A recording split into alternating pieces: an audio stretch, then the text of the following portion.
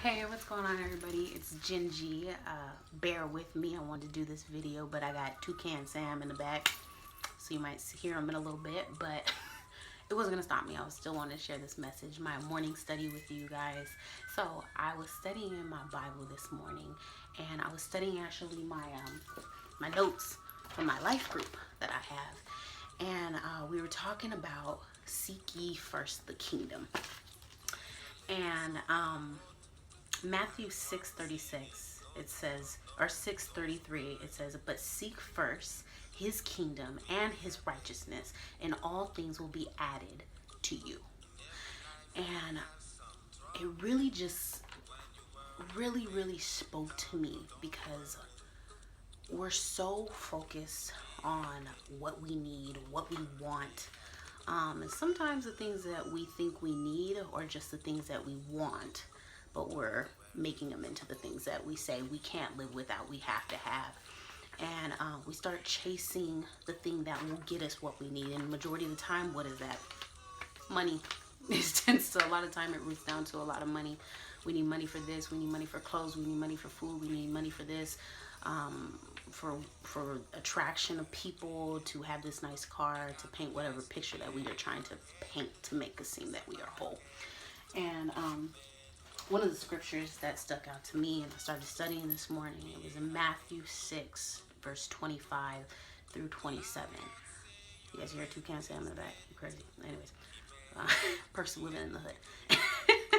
But Matthew 6, verse 25, it says, therefore I tell you, do not worry about your life, what you will eat or drink, or about your body, what you will wear. It is not life more than food, and the body more than clothes? And right there, that really hit me. And it said, is not life more than food, and the body more than clothes? And if you think about it, we are always working. We're working, or we're to buy clothes, to buy food. And is that all we're living for? Like, really honestly think about what you are living for. Majority of the time, we're living to make ourselves happy. But if you can find happiness without having money and all these other materialistic things, then you just jumped over a whole bunch of stuff that you really honestly don't need. And so, I mean, it says right here, it goes on to verse 20, it says, look at the birds of the air. They do not sow or reap or store away in barns, and yet your heavenly Father feeds them. Are you not much more valuable than they? Can any one of you, by worrying, add a single hour to your life? So many times we're worried about, like, God, why am I not provided with this? How am I going to get this? And we're like, oh, we got to work 24/7. But we're asking God to show up, but yet we're not allowing him to do just that. We're not saying, God, I trust you. God, you know what? Even though I don't want to do this, I think you want me to go here. We're not going where he's saying go here. We're going, I don't want to deal with that. I don't want to have to do without this. So I'm going to handle this right here, God. And we're not allowing him to show up and show those miracles. And one of these memes that I seen online, and I write on my Bible all the time. I write on my Bible and stuff, and I had to write it down because it just spoke to me so much, because this used to be me in the past, and now I'm a new person. But my ego, it says, ego says, once everything falls into place, I will find peace. But the spirit says, find peace and everything will fall into place. And man, that is so true. Man, I used to have to think, I have to have this nice car. I have to, I worked for a very big company at one point in time. I was young.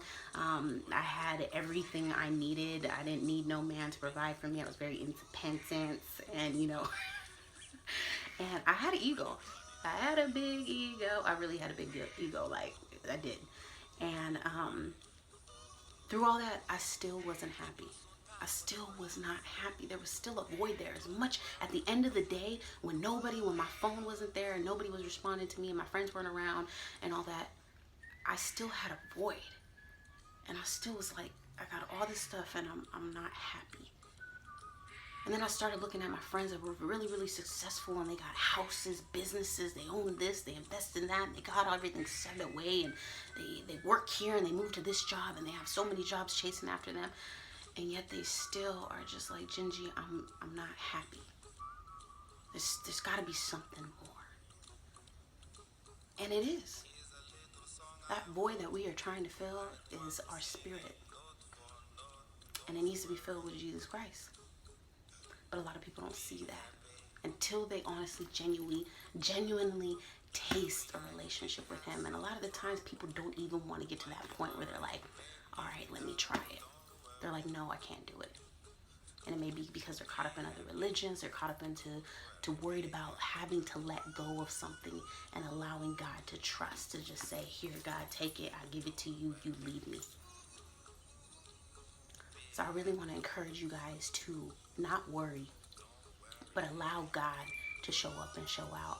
And how you do that is by saying, God, I lay down my life to you. I let you just rule over me. Where do you want me to go? And I know that you will provide.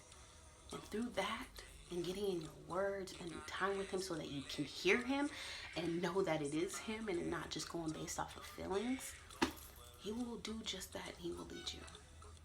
So I love you guys. Have an amazing day, as always. And get into this, because this right here will help you. I swear it will save you guys. It saved me. Okay. Don't worry. And let me, because I just got Tuki, Ray, and everybody in the back, just the dogs and